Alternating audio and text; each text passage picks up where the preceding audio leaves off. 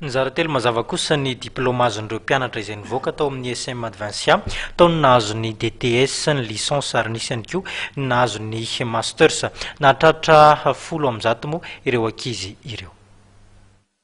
Mpianatra misa 10 izay mivondrona ao anatin'ny andia filamatra no navoaka ny ivy-toeram-pampianarana ISM Advancia teny amin'ny toeram-pivirina iraisam-pirenena teny Ivato.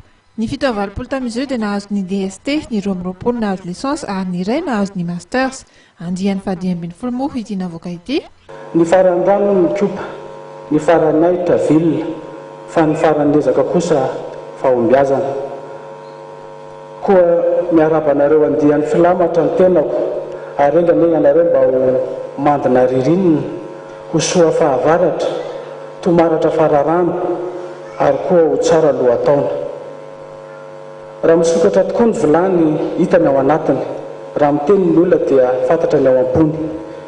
Koa amin'ny fofen'ny fitaovana no ilazako aminareo any andiany izay mivoaka eto androany, fa voninao tsy hanao raim-piahanareo androany fotsiny, fa hiaraka isalahy isika ho tonga hiara hiasa hifanampy amin'izay zavatra mety ilainareo ao aorianan'ity fivoahanareo ity ary amin'ny zavatra rehetrarehetra ataonareo amin'ny fianarana izay mbola tohizanareo.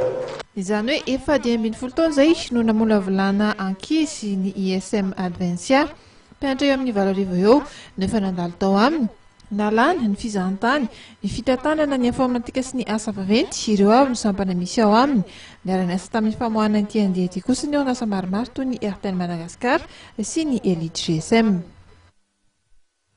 Ny tontolon'ny fampianarana izay ihany koa no anakatoanantsika ny pejin'ny fampalalama vao amin'ity takariva ity dia fisaorana feno atolotranao tompoko lasy tompoko vavy ho amin'ny latsinainy indray mifamehy fotoananao ny ekipan'ny fampalalama vao eto fahitalavitra ma TV tena kosa dia mametraka ny veloma mandrapitafa ho manaraka indray veloma tompoko.